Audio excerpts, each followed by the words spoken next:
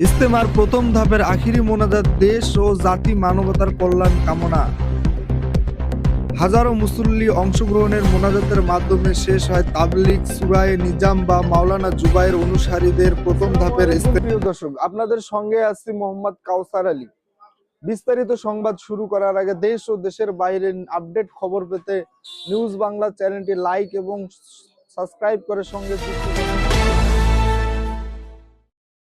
হাজারো মুসল্লি অংশগ্রহণের মোনাজাতের মাধ্যমে শেষ হয় তাবলিগ সূরায়ে নিজাম বা মাওলানা জুবায়ের অনুসারীদের প্রথম ধাপের ইজতেমা। হে আল্লাহ, আপনি আমাদের মাফ করে দেন। হে আল্লাহ, আমাদের জিন্দেগির গুনাহ মাফ করে দেন। হে আল্লাহ, আপনি আমাদের কবরের আযাব থেকে হেফাজত করুন। আমাদের জানা অজানা সব গুনাহ মাফ করে দেন। হে আল্লাহ, আপনি এদেশকে হেফাজত করুন, দেশের মানুষকে হেফাজত করুন। আপনি আমাদের ইচ্ছাকৃত অনিচ্ছাকৃত সব গুনাহ মাফ করে দেন। আপনি আমাদের রক্ষা করুন। মুসল্লিদের কারো চোখে বন্ধ, কারো দৃষ্টি সুদূরে প্রসারিত, কারো সজল চোখ দুই ঠোঁটের ফাঁক গলে শুধু বেরিয়ে আসছিল আমিন আমিন। হাজারো মুসল্লির সমাবেশ সেই ধ্বনিতে মুখর হয়ে উঠেছিল তুরাগ নদীর তীরের আশেপাশ। গাজীপুরের টঙ্গীতে তুরাগ নদীর তীরে আজ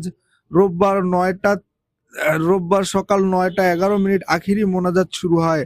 হাজারো মুসল্লি অংশগ্রহণের শেষ হয় তাবলিগের সূরায়ে নিজাম বা মাওলানা জুবায়ের অনুসারীদের প্রথম ধাপের ইজতেমা। মোনাজাত পরিচালনা করেন মাওলানা জুবায়ের